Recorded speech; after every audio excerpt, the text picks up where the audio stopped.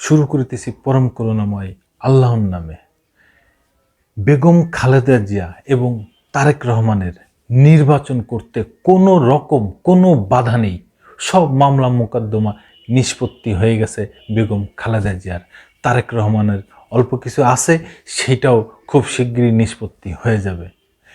এই কথা attorney general Asaduzzaman বলেছেন যে বেগম খালেদা জিয়ার নির্বাচনে করতে কোনো রকম বাধা নাই। দর্শক বন্ধুরা বুঝেন, মাত্র অল্প কিছু টাকার জন্যে বেগম খালেদা জিয়া 10 বছর তার সাজা হয়েছিল।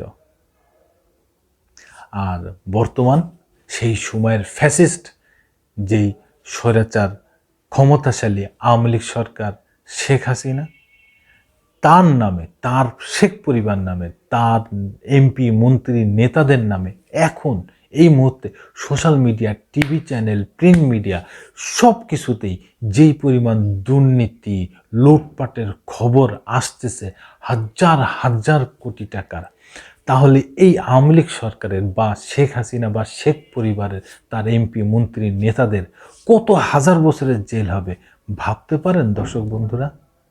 এ তো গুণেই শেষ করা যাবে না যে এত হাজার বছর তাদের জেল হবে।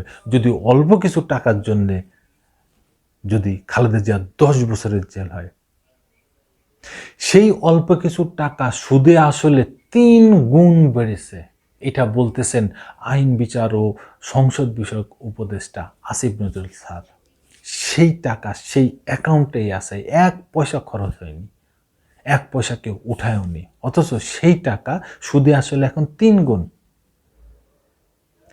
আর হাসিনার নামে, হাসিনার পরিবারের নামে যেই মামলা, আমি ইদানিং শুনছি যে 80,000 কোটি টাকার লোপাট করেছে, এই বাংলাদেশ থেকে পাচার করেছে শেখ পরিবার। তার ভিতরে হাসিনা হচ্ছে মূল উস্তাদ, তার ছেলে সেকেন্ড উস্তাদ, তার বোন শেখ রেহেনা থার্ড উস্তাদ, এবং 4 শেখ রেহেনার মেয়ে টিউলুস সিদ্দিকী। মালয়েশিয়ার এক অ্যাকাউন্টে, ব্যাংকের অ্যাকাউন্টের নামে কি যেন, আমার সঠিক এই মুহূর্তে খেয়াল পড়তেছে না, সেই অ্যাকাউন্ট থেকে এইভাবে সেই টাকাগুলো বিদেশে, আমেরিকায় পাচার করা হয়, লন্ডনে পাচার করা হয়। এইভাবে প্রতিটা সোশ্যাল মিডিয়া আপনারা খুললে দেখতে পারবেন দর্শক বন্ধুরা। এই কি ভয়ঙ্কর অবস্থা। সেই খালেদা জিয়া দেখেন, টানা 15 বছর তিনি দেশের বাইরে যেতে চেয়েছেন শুধুমাত্র চিকিৎসার জন্য, কিন্তু শেখ হাসিনার রাগ, ক্ষোভ, হিংসা খালেদা জিয়াকে চিকিৎসা করতে দেয়া হয়নি দেশের বাইরে। অথচ শেখ হাসিনার রাষ্ট্রপতি, শেখ হাসিনা, তার মন্ত্রী, তার এমপি, তার নেতা গোতা পাতি ছাতা যা আছে সবাই কোনো কিছু হইলেই বিদেশ, ভারত, তারপরে Singapore, Thailand, Malaysia, America, London, German, কোথায় যায়নি তারা সামান্য চিকিৎসা করতে। তার পার্টির যে সেক্রেটারি ওবায়দুল কাদের, বলা হয় যে কাওয়া কাদের, সেই কাওয়া কাদের প্রতি মাসেই সে সিঙ্গাপুরে যেত রাষ্ট্রীয় খরচে। আর খালেদা জিয়া 3 বারের সাবেক প্রধানমন্ত্রী, শহীদ রাষ্ট্রপতি জিয়াউর রহমানের স্ত্রী, তার কি কোনো অবদান নেই? একজন মুক্তিযোদ্ধার স্ত্রী, একটা কমান্ডারের স্ত্রী, তার কি কোনো অবদান নেই বাংলাদেশে যে সে বিদেশে চিকিৎসার জন্য যাইতে পারে না? পারে দর্শক বন্ধুরা, পারে। এখন তার সব মামলা মোকদ্দমা খালাস। 2024 সালের 5 আগস্ট যখন শেখ হাসিনা বাংলাদেশ থেকে পালিয়ে চলে গেল, তারপরে রাষ্ট্রপতির বিশেষ আদেশে, বিশেষ ক্ষমতা বলে খালেদা জিয়ার সব মামলা নিষ্পত্তি করা হয়েছে। তিনি এখন মুক্ত, এই স্বাধীন বাংলাদেশে মুক্ত তিনি।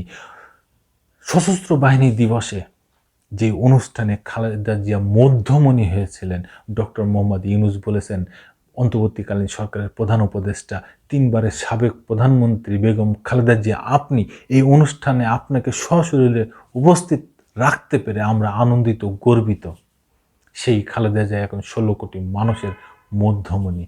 আর সেই হাসিনা যে 15 বছর এই দেশ শাসন করেছে মহারানী হিসাবে, আর এই জনগণ প্রজা হিসাবে ছিল, চাকর হিসাবে ছিল, সে আজকে কোথায়? এই দেশ ছেড়েই পালিয়ে চলে গেছে। সেই খালেদা জিয়া এখন নির্বাচন করবেন, ইলেকশন করবেন, জানিয়েছেন বর্তমান অ্যাটর্নি জেনারেল আসাদুজ্জামান, এবং তারেক রহমান বিএনপির ভাইস চেয়ারম্যান তিনিও নির্বাচন করতে পারবেন, সম্ভাবনা আছে।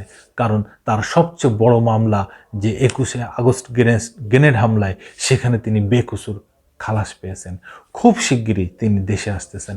আমরা এও জানতে পারছি আগামী 7ই জানুয়ারি খালেদা জিয়া চিকিৎসার জন্য লন্ডন যাচ্ছেন, সেখান থেকে আমেরিকা যাবেন কিংবা জার্মানি যাবেন চিকিৎসা করতে, তারপরে ওখান থেকে তিনি আসবেন সৌদি আরবে উমরা পালন করতে।